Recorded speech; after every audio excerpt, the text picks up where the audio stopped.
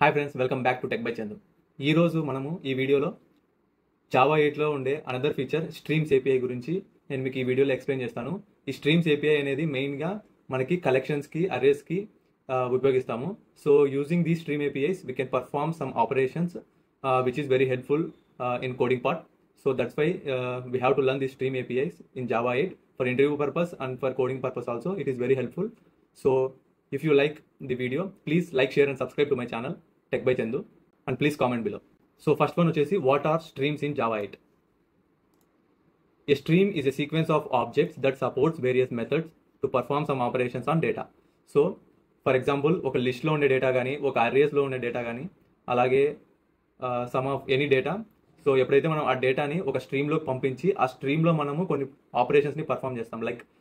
Like in streams we have some methods like filter, map, count. So ఇలాంటివి types మనము methods అనేవి use చేసి స్ట్రీమ్స్లో మనము కొన్ని ఆపరేషన్స్ని పర్ఫామ్ చేస్తాం. సో అందుకు ఈ స్ట్రీమ్స్ కాన్సెప్ట్స్ని మనం మెయిన్గా కలెక్షన్స్కి, అరేస్కి మెయిన్గా ఉపయోగిస్తాం. సో అలా ఈ స్ట్రీమ్స్ కాన్సెప్ట్ మనకి ఉపయోగపడుతుంది.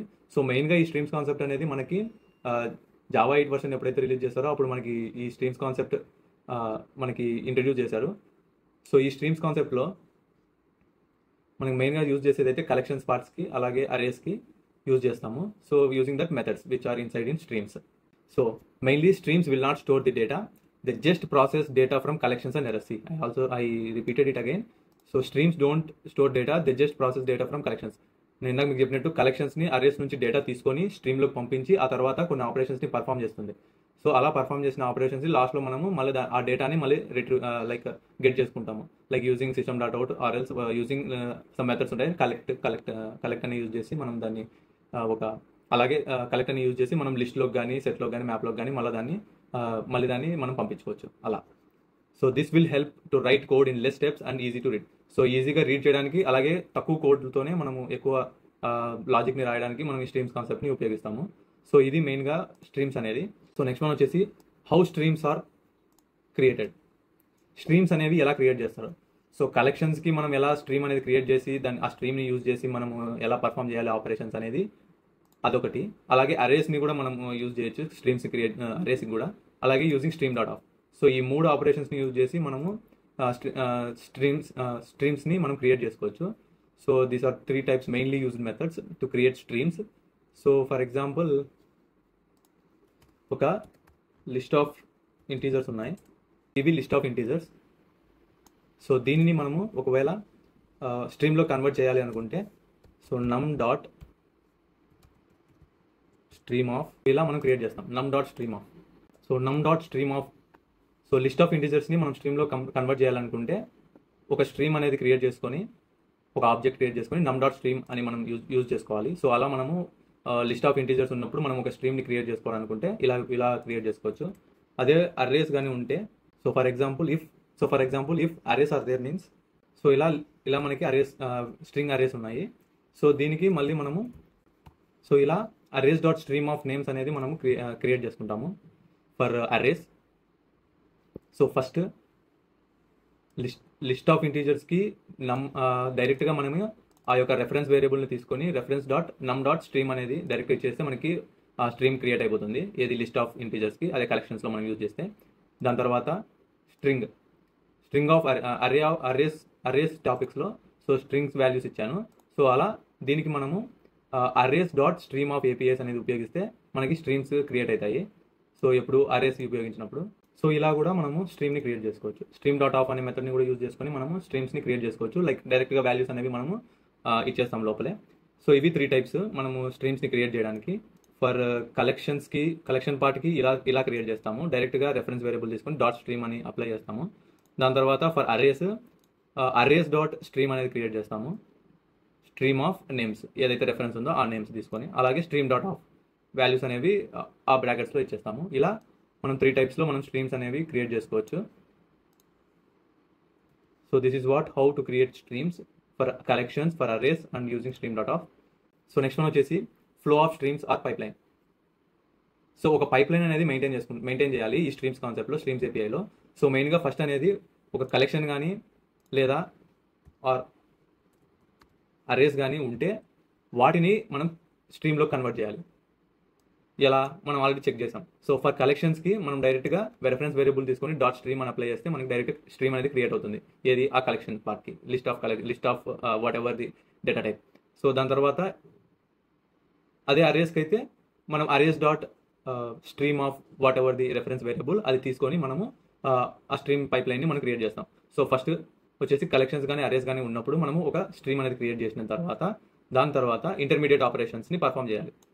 దాని తర్వాత terminal operations. So terminal operations అంటే ఇంకా అక్కడ మనం ఎలాంటి లాజికల్ బిల్డింగ్ ఏం చేయము, డైరెక్ట్గా మనం ప్రింట్ చేయడానికి. So whatever the functions or methods is there, so using that methods we will be లాస్ట్లో మనం ఈ టర్మినల్ ఆపరేషన్స్ని యూజ్ చేస్తాం. సో మెయిన్గా ఇంటర్మీడియట్ ఆపరేషన్స్ వచ్చేసి filter, sorted, map, distinct etcetera. So ఇవి మెయిన్గా యూజ్ చేస్తారు మనకి. దాని తర్వాత టర్మినల్ ఆపరేషన్స్. కలెక్ట్ అంటే అదే మనం లిస్ట్లోకి కానీ సెట్లోకి కానీ కన్వర్ట్ చేయడానికి ఏదైతే డేటా మనం ఏదైతే ఫిల్టర్ చేసామో లేదంటే మ్యాప్ ఏదైతే మనం ఇంటర్మీడియట్ ఆపరేషన్స్లో పర్ఫామ్ చేసామో సమ్ ఆపరేషన్స్ని లేదా లాజిక్ని ఆ యొక్క డేటాని మనం ఇక్కడ కలెక్ట్ చేస్తాము. ఫర్ ఎగ్జాంపుల్ లిస్ట్లో ఏదో ఒక దానిలోకి మనం కన్వర్ట్ చేస్తాం. సో రెడ్యూస్ అంటే డేటాని రెడ్యూస్ చేయడానికి, అలాగే కౌంట్ అనేది డేటాని కౌంట్ చేయడానికి. Whatever the operations performed in intermediate operations that data will be using that data will be revert back using this terminal operations.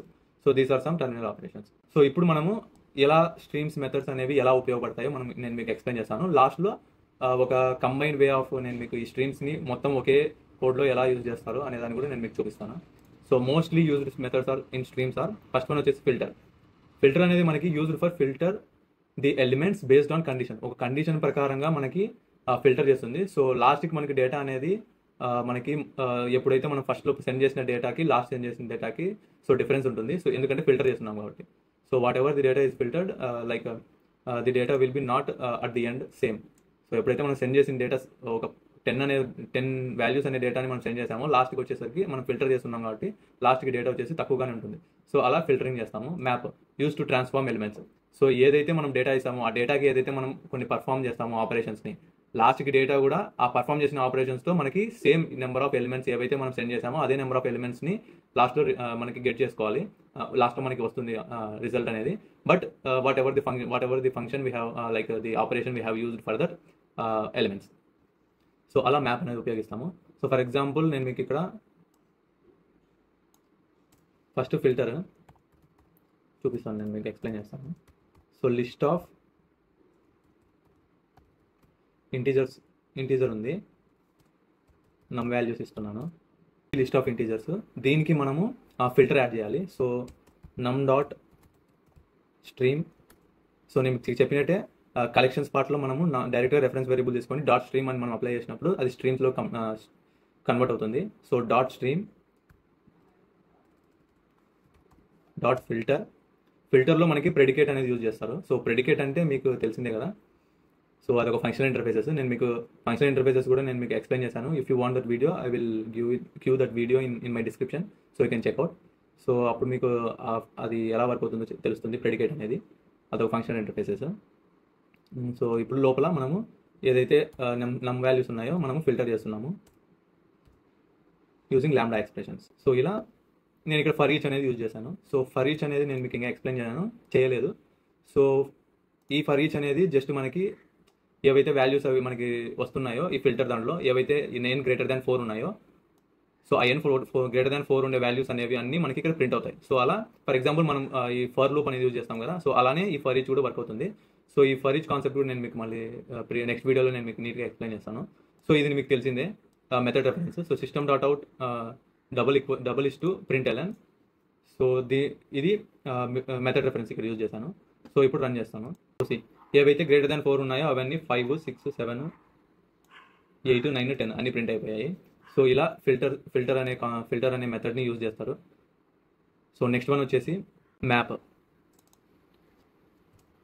So ఇక్కడ మ్యాప్ కన్వర్ట్ చేసుకొని ఇప్పుడు మనం ఇక్కడ ఏదైనా ఒక ఆపరేషన్ పర్ఫామ్ చేయాలి. మ్యాప్ అంటే నేను మీకు ఏం చెప్పాను, ఎంతైతే మనం డేటా పంపిస్తామో లాస్ట్లో కూడా మనకి అంతే డేటా పర్ఫామ్ చేసిన ఆపరేషన్ యూజ్ చేసి ఆ డేటాని మనకి వస్తుంది రిజల్ట్లో.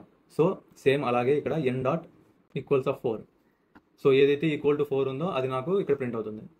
సో ఇప్పుడు మనం ఇక్కడ లాంబ్డా ఎక్స్ప్రెషన్ యూజ్ చేసి n డాట్ ఈక్వల్స్ ఆఫ్ 4 ఏదైతే ఉందో అది ట్రూ అనేది వస్తుంది కదా. సో ఆ యొక్క ఆపరేషన్ నేను ఇక్కడ పర్ఫామ్ చేశాను. సో ఈక్వల్స్ ఆఫ్ 4 ఏదైతే ఉందో అది మనకి ట్రూ వస్తుంది, మిగతా అన్ని ఫాల్స్ వస్తాయి.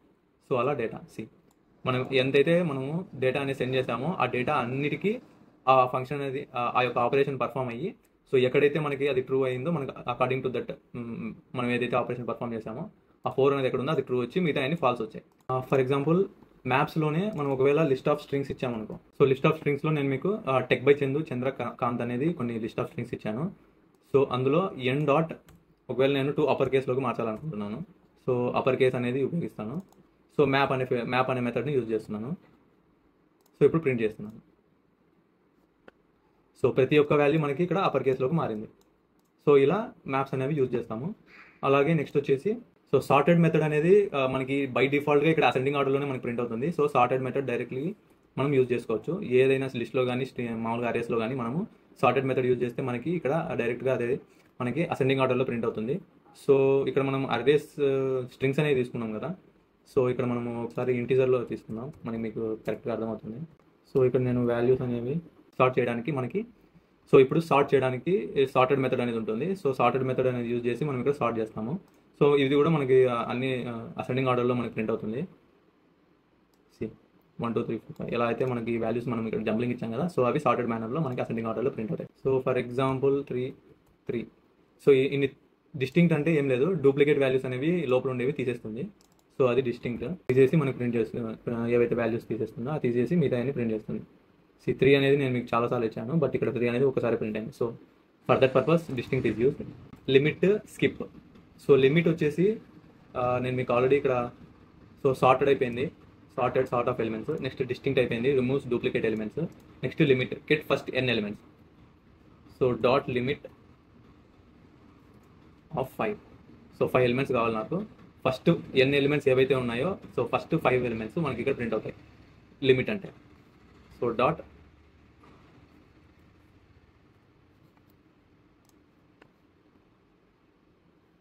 సో 14 2 4 52 1 ఇక్కడ మనం ఇచ్చింది కూడా 14 2 4 52 1. సో అలా ఫస్ట్ n ఎలిమెంట్స్ అనేవి ప్రింట్ అవుతాయి. సో నెక్స్ట్ వచ్చేసి స్కిప్ అంటే ఫస్ట్ n ఎలిమెంట్స్ని స్కిప్ చేసేసి మిగతా ఎలిమెంట్స్ని ప్రింట్ చేస్తుంది.